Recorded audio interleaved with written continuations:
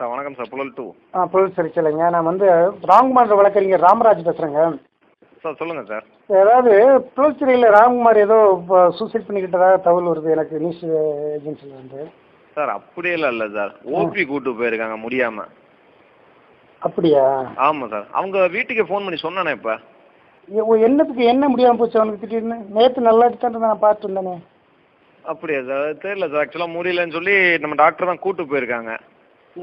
என்ன சார் நேற்று நான் அவனை பார்த்து ஒரு மணி வரைக்கும் நேற்று அவங்க கூட இருந்தேன்.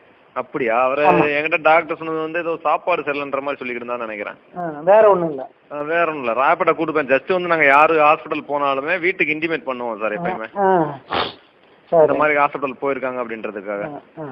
நான் இதே அந்த நியூஸ் ஏஜென்சி கேட்டால் இதே தகவலை நான் சொல்லிடலாம். யார் சார்? இதே தகவலை சொல்லிடலாம். சொல்லிடுங்க சார். ஏன்னா நான் வீட்டுக்கு இதே தகவலாம் சொன்னேன். ஆக்சுவலாக ஓபி போயிருக்காங்க. ஜஸ்ட் உங்க தகவலுக்காண்டி சொல்றேன் அப்படின்னு மட்டும்.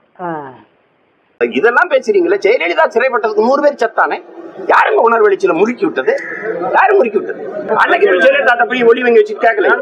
உங்களுக்காக நீங்க ஆனந்த் சூக்கியா, நீங்க அன்னை தெரேசாவா, அன்னி பெசன்ட் அம்மையாரா? எதுக்கு நீங்க உங்களுக்காக செத்தான்னு ஒருத்தன் கேட்கல?